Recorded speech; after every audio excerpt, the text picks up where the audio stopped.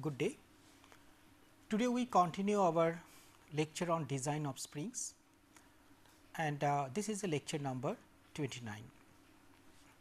Now, you see that for the helical springs we have already learned about the stresses, about the deflections and nomenclatures, the other design parameters what are required to be determined for a total design of an helical spring. So, what we do today, that we take up a small design problem on helical spring and we will solve that problem, so that we will have a good revisit to the all what we have learned in earlier lectures about the helical spring. Now, the problem is defined here.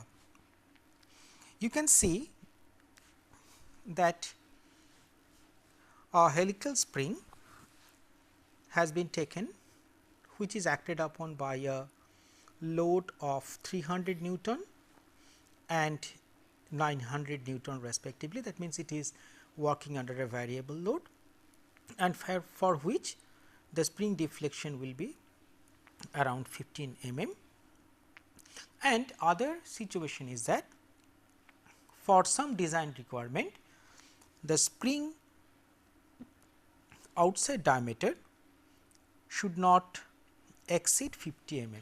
As a matter of fact, it should be within 48 to 50 mm. So, with this particular design problem, let us start today's lecture to solve the problem. In general, when we start the problem, then first of all we have to think of what? We have to think of a spring material, we have to think of the spring dimensions, and the most important to start with is a spring index, because the spring index gives you the ratio between the coil diameter and the wire diameter. Now, as because we can have a variety of choice of the spring index, we have to start somewhere. Normally, the spring index can vary over a large length, say starting anything between 3 to 12 or so. However, normally it is a good practice if we start the design with somewhat around 6 or 7, but anyway it is not the final answer, but one can start approximately designing the spring with a spring index C of value 6, because you know, if the spring index is more, then what is happening, the curvature effects will be lesser, whereas if you are having the spring index to be in a lesser side, then the curvature effect will be higher. But at the same time, what will happen, the larger the diameter of the spring wire, then lesser will be the stress in the spring wire, and vice versa. However, to find a unique solution to a design problem, one has to resort to a trial and error method, which is normally unavoidable in all design problems. So, in this case, we start the problem with a design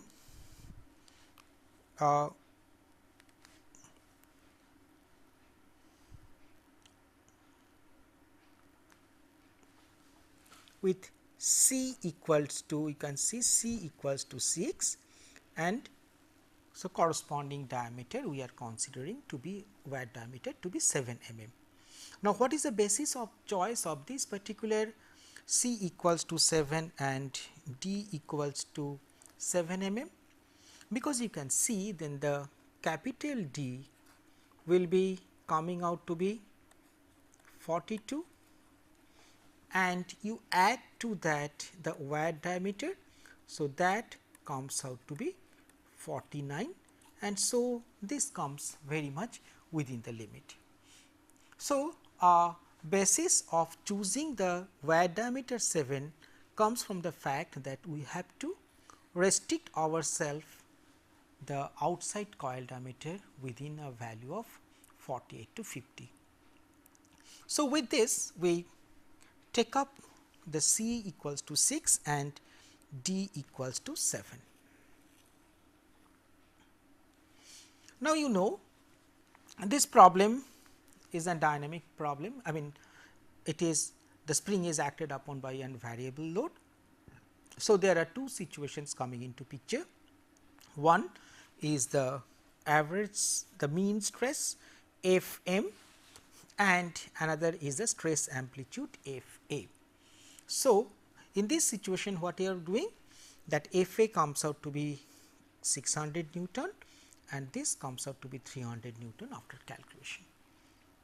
Now, we know the stress concentration, shear stress concentration K factor K s will be given as 1 over this particular 1 by 2 C, that is 12, 1.083, and K w is 4 into 6 minus 1, 4 into 6 minus 4 plus 0.61 by 6. So, it comes out to be 1.253.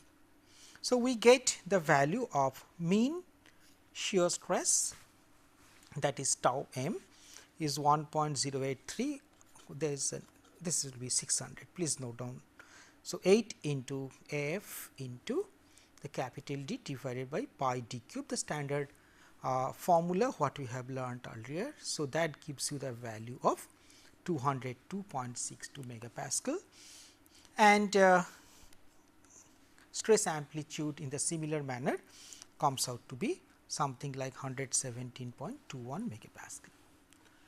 Now, the question comes about the what will be the material of the spring and what should be the corresponding strength values.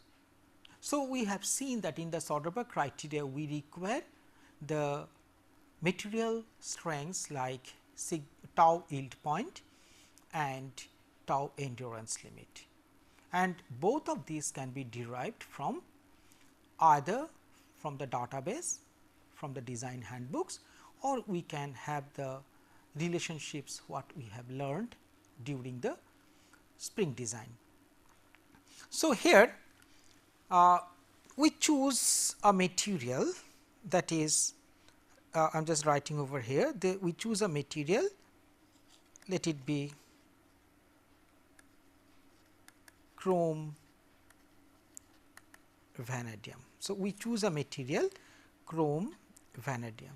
So, if we choose the material as chrome vanadium, then immediately we know that the relationship for ultimate strength comes out to be 1790 by this d to the power 0.155. So, you please refer to the earlier material property lecture, and from where you get the formula and the indices value of A and this value of M. So, that gives you a value 1324, and again if you go back for the relationship of sigma ultimate to sigma yield point, then you will be finding out this yield point is sigma ultimate multiplied by 0.51 for chrome vanadium, and endurance limit is sigma ultimate multiplied by 0.2. So, if you get these are the two values what you get from this calculation. So, once you find out that material property, then what we can see that we substitute these values into the equation of what is this comes out to be. This you know, this comes out to be tau mean by tau yield point, tau stress amplitude by tau yield point, twice of tau yield point, this is 2 tau yield point, this value, and this is tau endurance. That gives you a value of factor of safety as 1. So, the design do not have any factor of safety, means this is just you are utilizing the material property and getting the answer for the spring dimensions. So, it is better that normally for any design of the springs we go for a factor of safety which should be more than 1 and in the vicinity of 1.253, maybe 1.5 or so, it will be better. So, that is the reason we take up the next iteration where we consider the C equals to 5 and D equals to 8 mm. This choice is obvious because C 7 and D 6 will be giving us the more stress on the wire, thereby the factor of safety will again decrease. So, let us go for the higher one, and just by following the similar procedure as above, we find that this is Ks is 1.1, Kw is 1.311, and we multiply the mean stress by Ks and the stress amplitude by K wall correction factor that we have already learned earlier, and this gives values of this nature. And in the same way, with using the chrome vanadium steel, we get for this case a tau yield point and tau endurance value is something like this. So, if we put this to the formula, then what we get? We get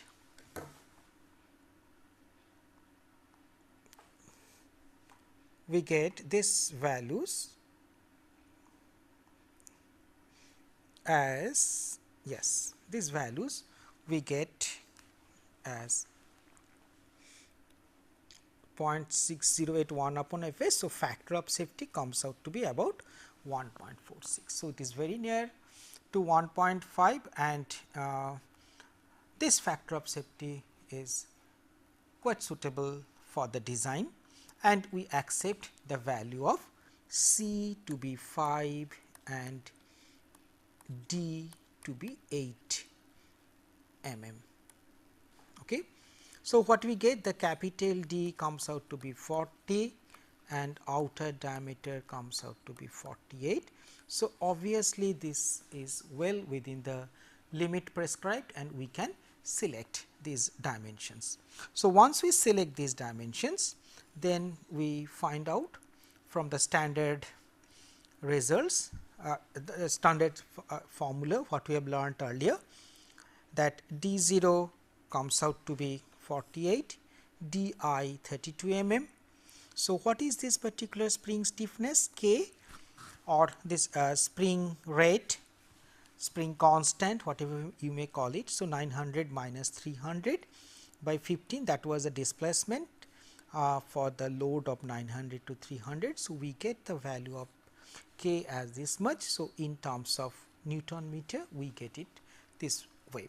So, basically what you are getting is the slope something like this. If it is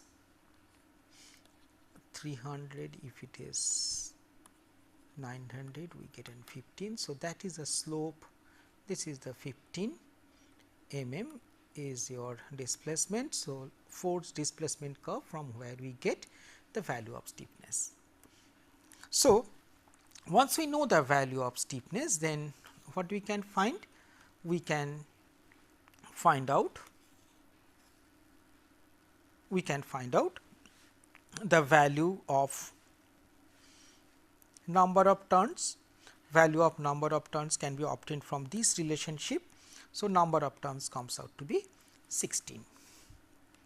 Then we come back to the idea that once we find out this number of turns, so this number of turns will be what we call as number of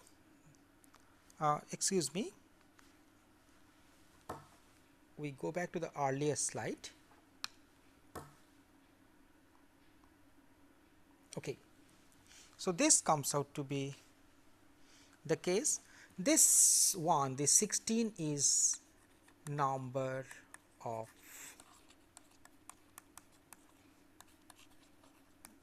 active turns. So, once we get the number of active turns, then we have found out the maximum delta. This is the deflection of the spring, that comes out to be 22.5. Please note that we have assumed 80 into 10 to the power 3 this AMPA as the value of G. This is nothing but the value of G for the steel material can be assumed. Now, here you understand the load is 900 because because the spring was somewhere in between, squeezed from 300 to 900. This is 300, this is 900, it was squeezed in between.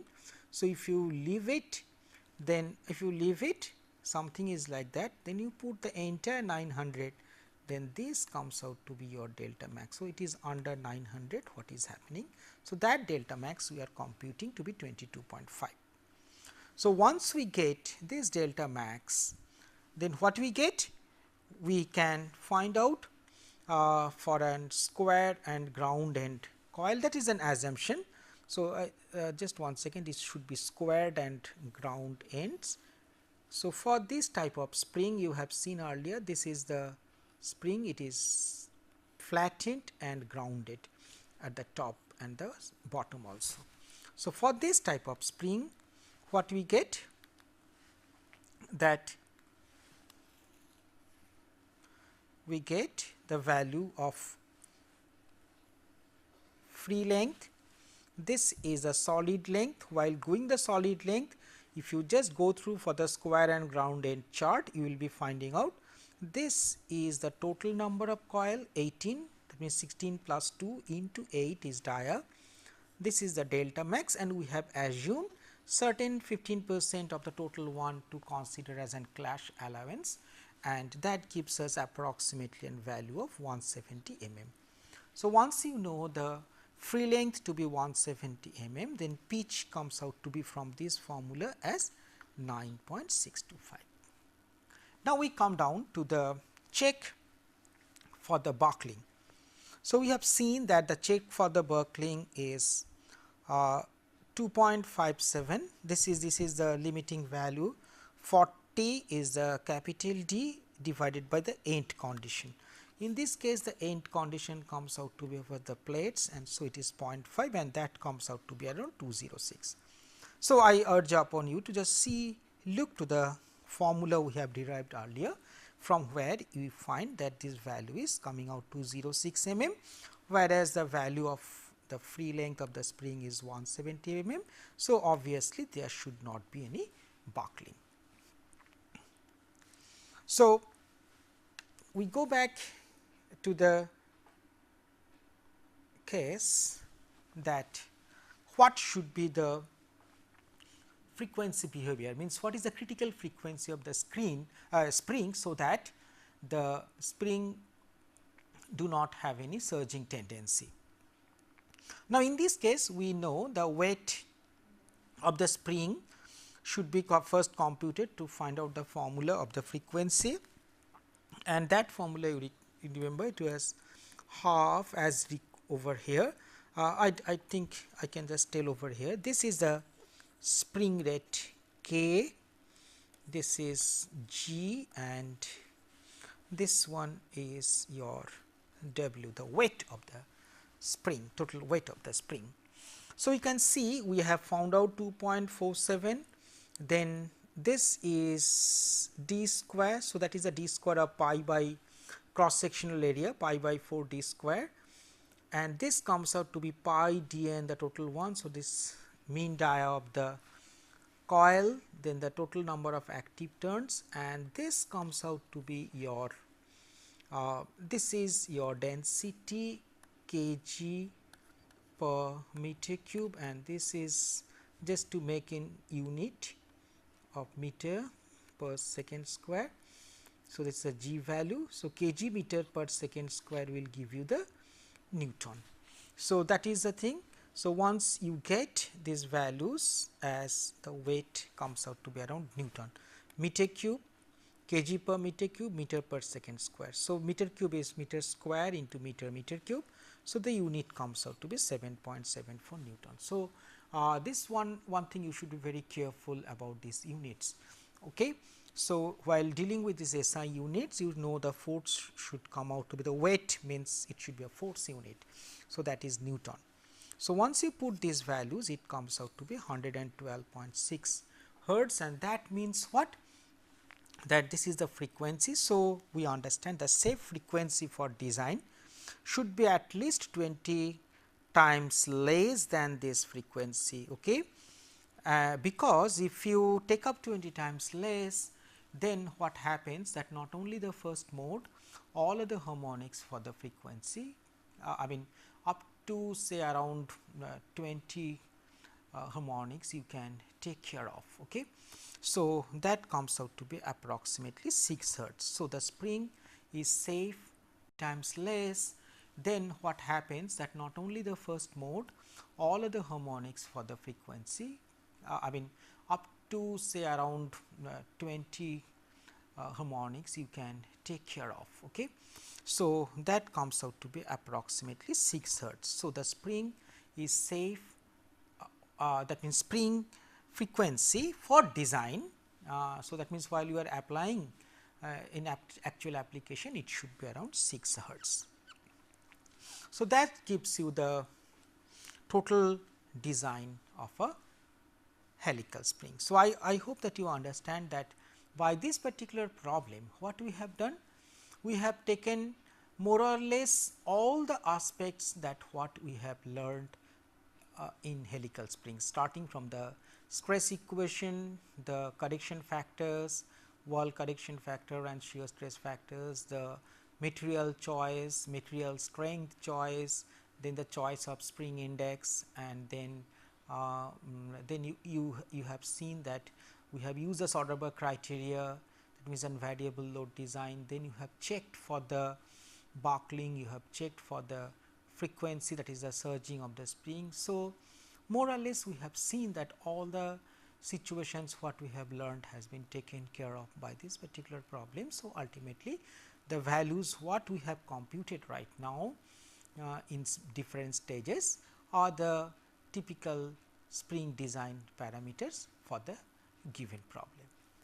Now, we go back to the another aspect, that is what we call as the leaf springs. So, after we have learned about the helical springs, let us come and concentrate our idea that how we take up the design procedure for the leaf springs. Now, basically if you consider a leaf spring, it is nothing but simply if you take a spring material and just put a load over there, and then what will happen, it will just deflect, and if you just take away the load, then it will just go back to its original position, something like that. Now, in the sports you have seen the diving situations, that when the swimmers they dive from the diving boards down onto the swimming pool, you have seen the diving board just have a oscillations like that. That is simply a springing action. So, that is basically a leaf spring.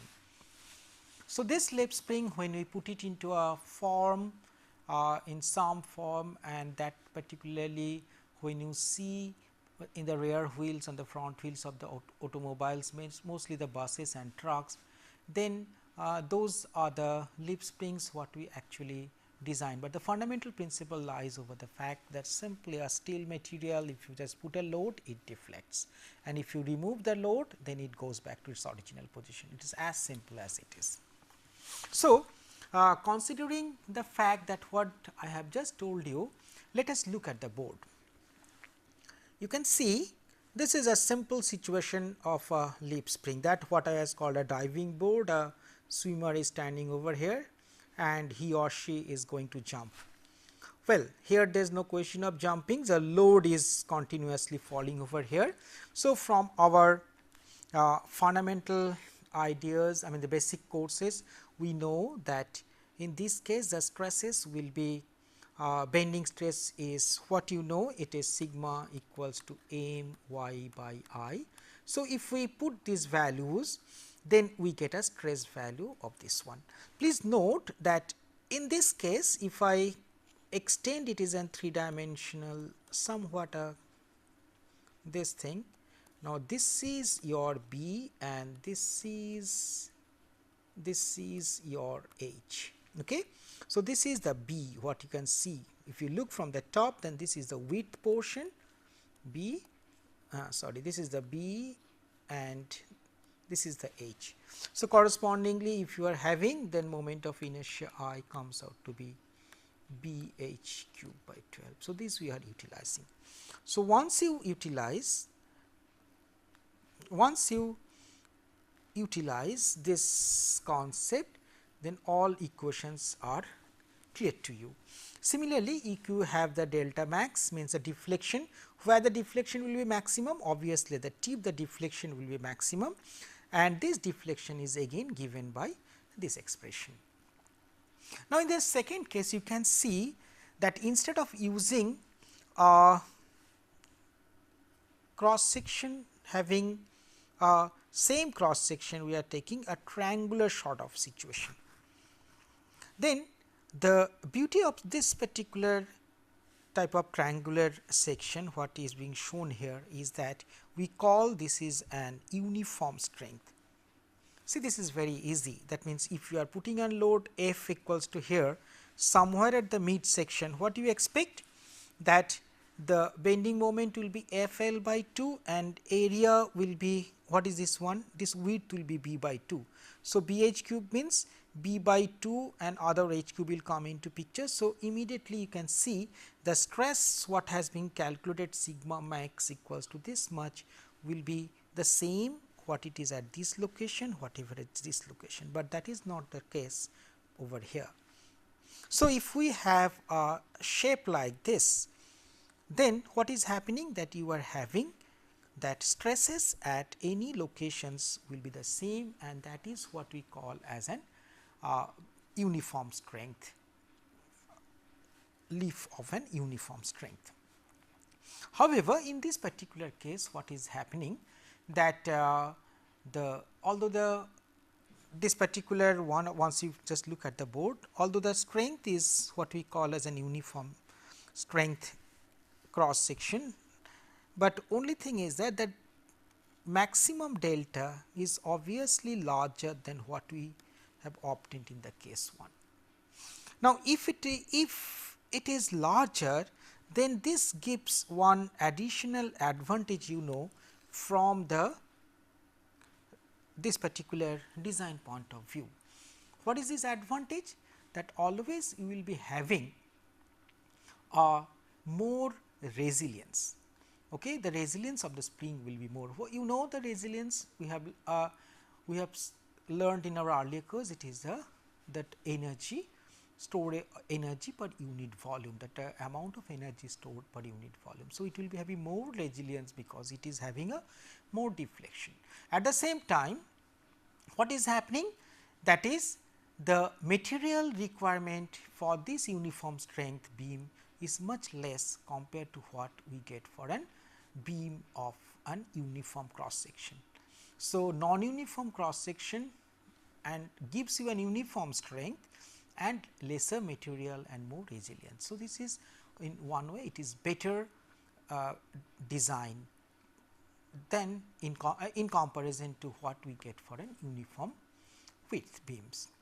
So, in leaf spring design, people normally choose this type of uniform strength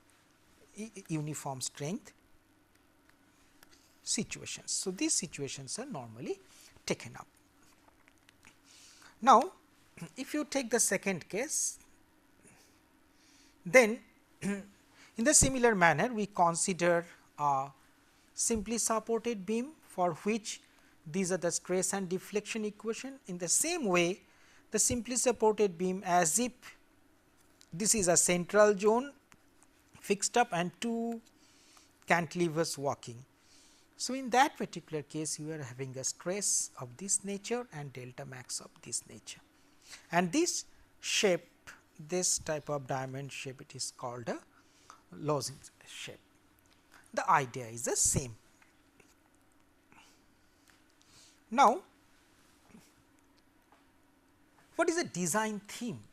Just look into this slide that you can see, and the design theme is something like this.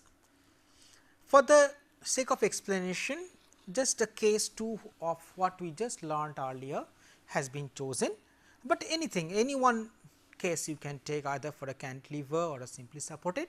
Here we have taken up a case what we just learned earlier.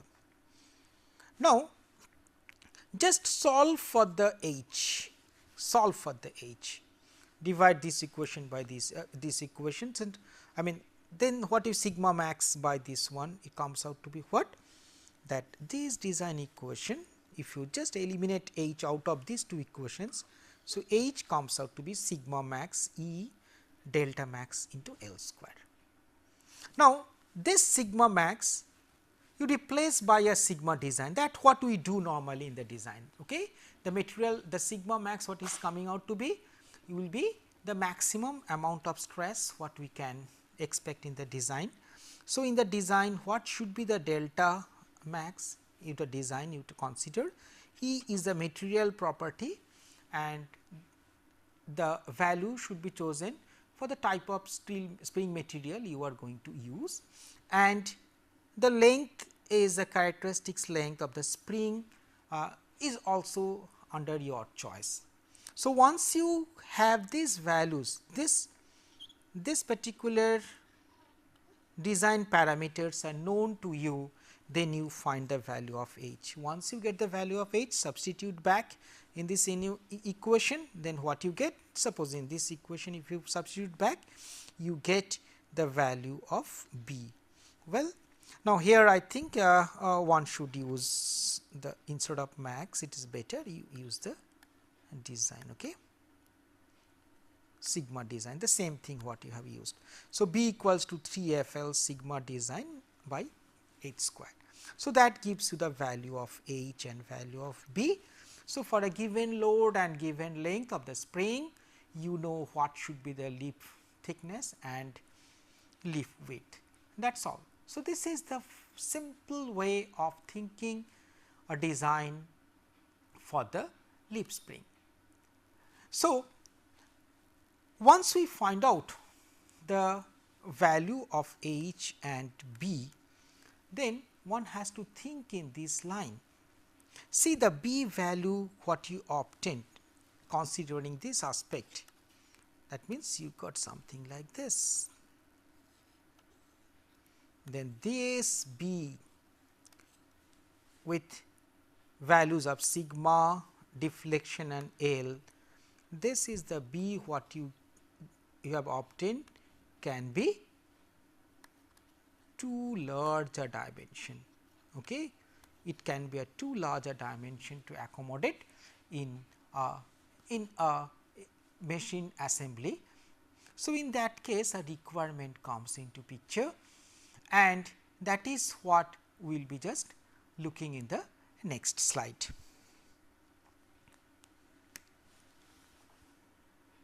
So, this is what is the concept of the laminated springs.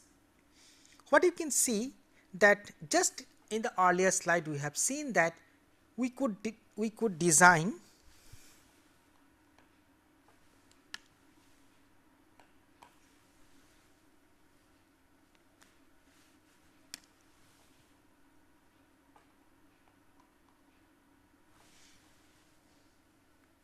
what you can see that we have just designed this value of b. What I was telling is too big to accommodate in certain cases.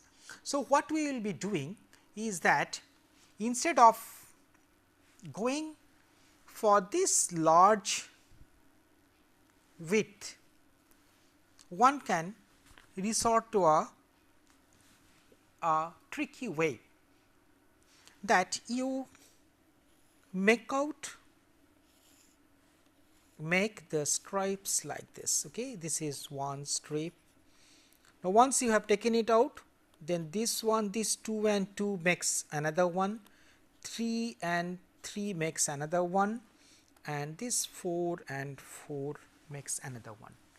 Put one after other, or one below other.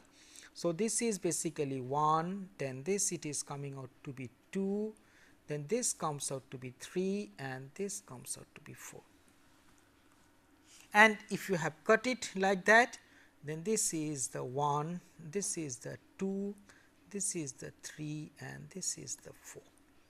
So you view from the top. I have only drawn one side. Okay, this one side of this one is being drawn, that is 1, 2, 3, 4. So what is the idea?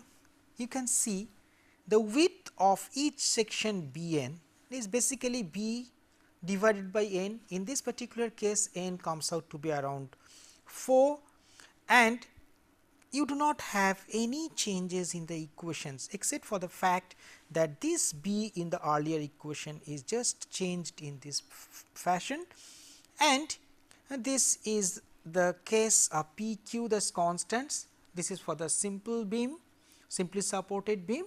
This P and Q comes out to be 3, 3. For cantilever beam, this comes out to be 6 and 6. So this is the basic equation remains same, if except for the fact that this n Bn merely replaces the width B. And advantage, the advantage is that instead of this large width of the B, it reduces to a width of this particular situation, where everything remains the same. However, ideally what happens, just please look into the board once again, that ideally we do not have this type of very sharp edges, because you can see that whenever the load comes over here, if it is so sharp, then it won't have any load bearing capacity. So normally what is happening, that you can think of little bit of blunting of these sides, okay, something like this you can have, or simply you can keep the edges straight cut pieces. Well, for such modifications, what happens, suppose this modification is being done over this one, then normally what happens, the stress equations do not change much, but the change comes into the certain aspects of the deflections, okay, because you are changing some amount of, I mean, basic shape you are changing from what you got the shape for the case of uniform strength. So pure triangle is not getting a pure triangle, but it is having an truncations at the tips. But anyway, by such modifications you do not lose much, but you lose you gain in the terms of the strengths and other things for the particular lip springs. So this is what we call as a laminated spring. That means these are all the laminations that what you are providing. So now I think that you have seen such kind of springs being put under the automobile wheels, and where you can see that these are normally it will be clamped and the wheel will be somewhere here, and this particular one will be carrying the wheel, and these are the attachments. Okay. So we will come down to those situations. This type of springs also you will be seeing below the the wagon, the railway wagon wagons which is carrying the loads. You will be finding out these type of lip springs are sometimes put in the wagon. However, normally nowadays more and more automobiles and other things are going for helical springs, because these lip springs are normally not very well suited for fatigue considerations. Okay. This is what I was trying to talk about, the laminated spring. So this laminated spring has got this is the main line,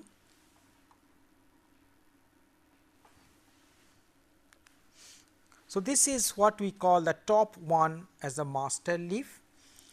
So, this is the eye for attaching with the automobile bodies or something like this. The amount of bend that is being given is called a camber, and these are the central clamp, and here the bolts are also there bolted to this one. This is called central bolt, and these are all graduated leaves what we are getting these things. Now, these are called rebound clips. Now, what is this rebound clips? The rebound clip is mostly required that whenever certain amount of loading coming over from here comes over the spring, this rebound clip helps to shear some loads from the master leaf to this graduated leaf. And this particular one is a central clamp, and this central clamp has got a central bolt to fix up. So, that has got some tendency to weaken up the springs, but anyway, as because the clamp has having some width over here, that takes off the total weakening effect by this particular clamps. And another thing is that this camber, what is this camber is being provided?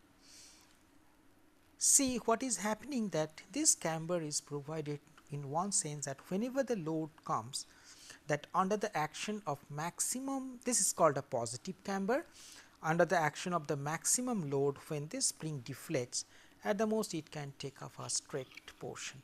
Sometimes if it goes in the other way, then we call that will be a negative camber, but normally this happens very rarely, and designs are made that this particular one, the camber is such that at the most it goes like this. Now, this is what we call the span of the laminated spring. So, this is called an laminated semi elliptic spring, and this is the one what you see in automobiles. So, we know this is the master leaf, rebound clip, the reason of rebound clip to shear the loads, then the graduated leaves, and central clamp eye. Okay. Now, actually this laminated semi elliptic spring do have the following materials. One is a plain carbon steel, chrome vanadium steel, chromium nickel molybdenum spring, silicon manganese spring. So, these are the typical materials what are being used for design in the leaf springs, and standard sizes of the leaf spring are given over here. The width is 25 to 80 mm. I think it one should write mm in steps of 5 mm. Thickness 2 to 8 mm in steps of 1 mm, and 10 to 16 mm, please note down this is mm, in steps of 2 mm. So, these are the standard sizes of a leaf spring. And next we would like to discuss something about the actual practice. What is the actual practice is this, that we have seen that this particular shape of the leaf is being cut into this one, isn't it, and that is put into the as a lamination. So, the top one, which is the middle one, we call as the master leaf. But normally what we know is that few more additional full length leaves below the master leaf for heavy loads. In actual practice, there is not only one master leaf, we may be having one or two more full length leaves placed below the master leaf, as we have seen in the actual lozenge shape plates. So, it is a deviation. So, actual design should have only one master leaf as per the simplification, I mean as per the design procedure, but in reality to take up more heavy loads, we do have more full length leaps. Now, what it happens that for that matter the value of stress do not change. Please note that the value of stress do not change, but what happens that just by virtue, just by putting some additional full length leaps, what you get is that the deflection equation changes. It requires certain amount of correction. Why? You understand, because the stiffness is changing, the stiffness of the spring is changing. So, in general you can consider that this deflection is somewhat 10 to 15% less than what is given by the basic equation. But one can also compute by a formula that what should be the actual deflection by putting some additional full length leaps under the master leaf. So, let us see what is that expression for. Since the expression of delta max is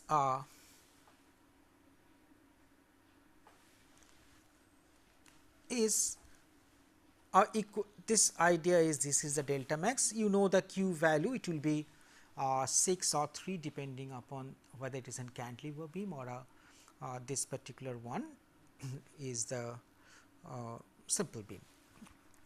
However, normally this laminated springs what we are designing is something thought of a double cantilever centered at the middle. Anyway, our idea was to find out what what should be the correction by putting the full length leaves below the master leaf. So, the correction comes out to be this one, this delta C given by this particular formula 1 minus 4 m 2 m square into 1.5 minus ln means log to the base e and m and 1 minus m cube, where m is a ratio given by number of full leaps to total number of full length leaps by the total number of leaps what you are using in the spring. So, this equation may be utilized for finding out the correction in deflection coming or arising due to the fact that you are having some full length leaps below the master leaf. Now, if we look to another aspect, that the stresses due to support hinges, as you have seen that all the laminated leaps are connected at the eye to the support.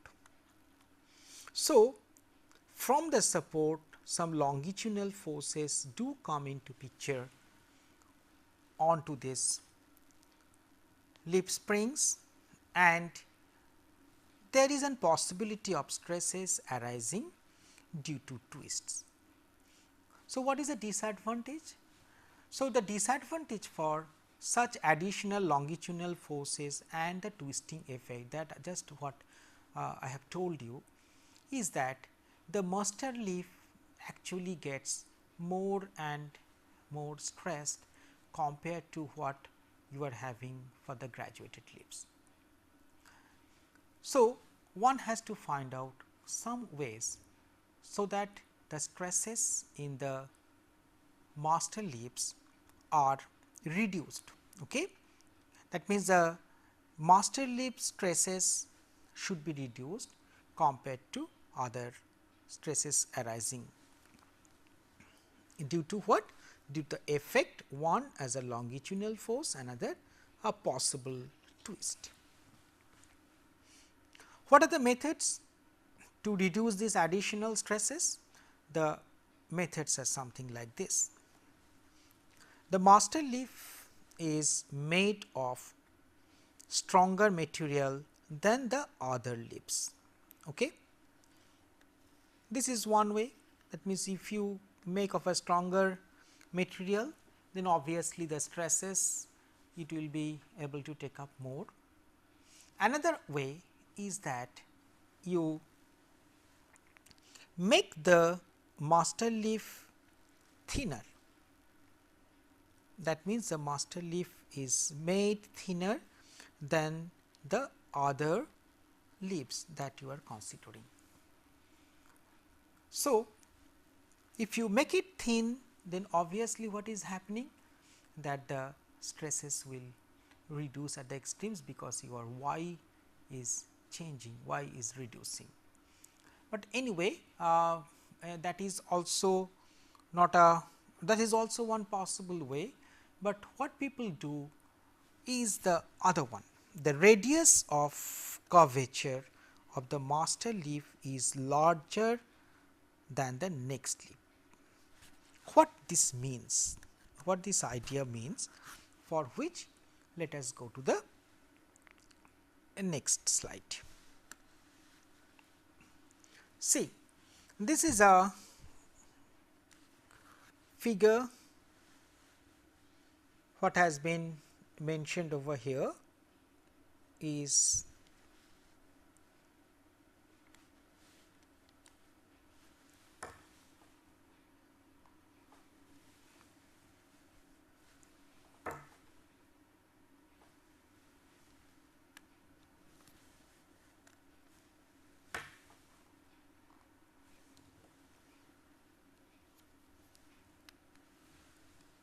just hold on, I am just coming down to the this idea.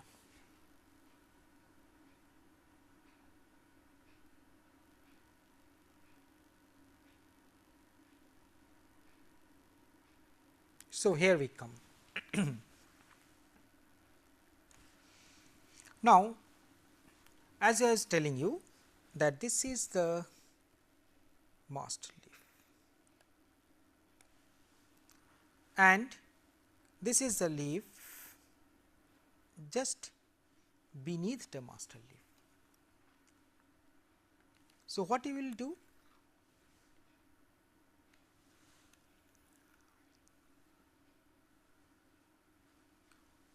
You give this master leaf an initial bend. Okay. First of all, you can see the largest radius of curvature. This is having a larger radius of curvature compared to this one. So, obviously, there exists a gap between this master leaf and the next leaf. And what you apply an initial bend during assembly. How you apply the initial bend during the assembly? Just by putting the central bolt. If you tighten the central bolt, then gradually the master leaf will bend inward, and just have a look at the board. The master leaf will bend inward if you are having a gradually tightening in this way, and this will be coming closer to this one. So, what you are having is that the master leaf had a curvature of this nature, and you are making it more bent. You are making it more bent. That means, what you are doing is that you are incorporating a more stress onto this one. You got the point? So, this was this particular one. If you are having a bend, then what it will create? How you are applying the bend? As I told you, just by putting the clamp over here. Just you tighten the bolt from the both side, it will come closer and closer, and so that is what you get. Now, if you are bending it by this amount, then what is happening? That this is getting stress, means it is having a more compressive strength negative, and this is having more tensile strength. And what is happening to this one? This one was like this, it was having some stresses, and this particular one is trying to flatten out more. That means it will have a tendency of a, this particular one will having a tendency of a what, opening out stress. That means it is going to more stressed in these directions. Well, I will come down to this particular part later on.